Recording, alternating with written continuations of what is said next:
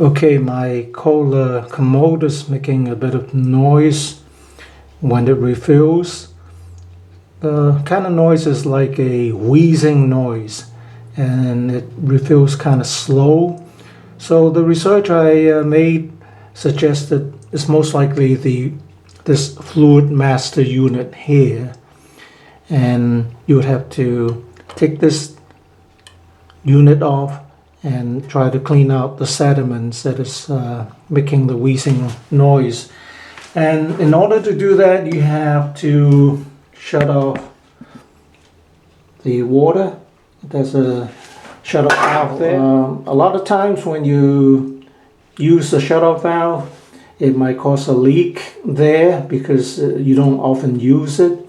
So you have to basically know where the shut-off valve for your house or your apartment is, because that's liable to leak. Okay, so now to remove this unit, I have already taken it out already. You have to press it down and make almost like a quarter turn, and then the unit would come off. And you have this kind of rubber piece here. You take it out. Mine was pretty dirty on the inside, and I clean it out. You see the white deposits there. That's what you have to clean out. Clean out everything here, and then put it back. It goes like this. Push it all the way in, and then you have to clean out what's down here. Let me see if I can zoom in a bit.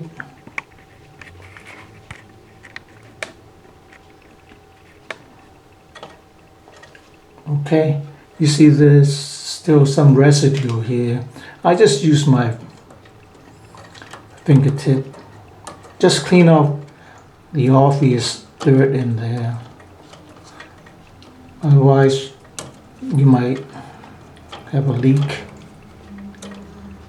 Or maybe not. Mine wasn't leaking, it's just making the wheezing noise.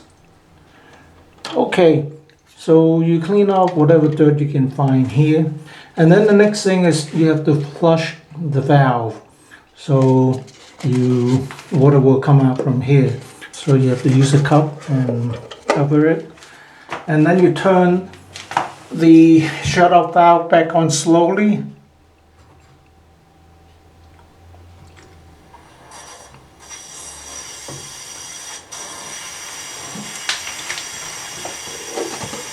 And you can see the water coming out. It's coming out nice and clean.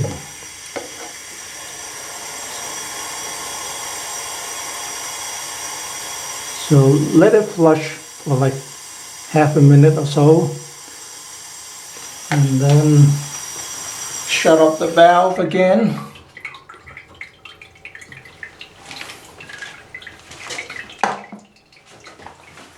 I have just a drop of water at the shut-off valve. I think it's okay. And then you reinstall this.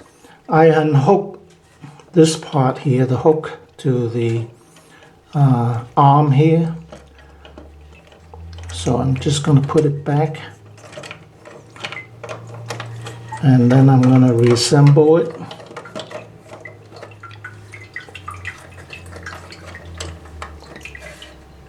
Let me flush it. Let me lower the water because it's in this position. So I'm going to lock it back. Just press it down and turn it clockwise. It's not quite a quarter turn. Maybe about an eighth of a turn. And now we're back to the original position. I'm going to turn the water back on to see if it feels okay.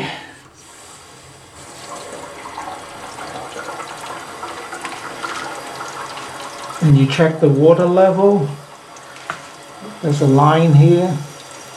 Of course, you can adjust the water level with the clip here. Right, you see the clip right over there? You can adjust the water level if it rises too high or too low. So now I don't hear that wheezing noise, just the normal noise. Let me turn the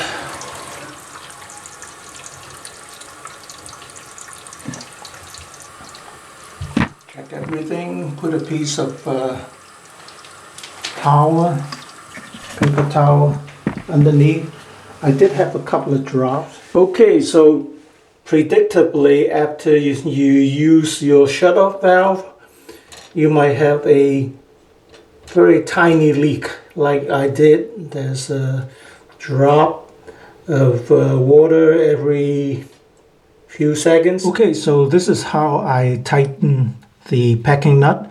I wouldn't tighten the nut any more than necessary, just enough to stop the leaking, because I don't want to break anything. And basically I use channel lock, 8-inch crescent wrench, and I put the channel lock on the back part of the shutoff valve and anchor it to the tile there.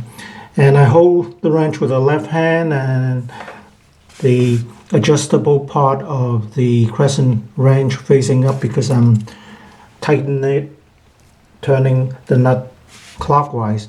So with my left hand I just hold the channel lock, and with the right hand I just turn the packing nut, just a small turn, very slight upward turn, just enough so that it moves, and then I would try to feel if there's any more leak. If there's no more leak, I'm gonna leave it right there, because I don't want to over tighten it. So that's it.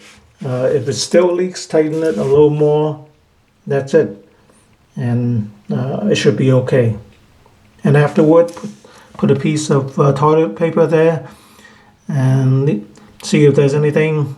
After a day or two, if it's dry, then you're all good.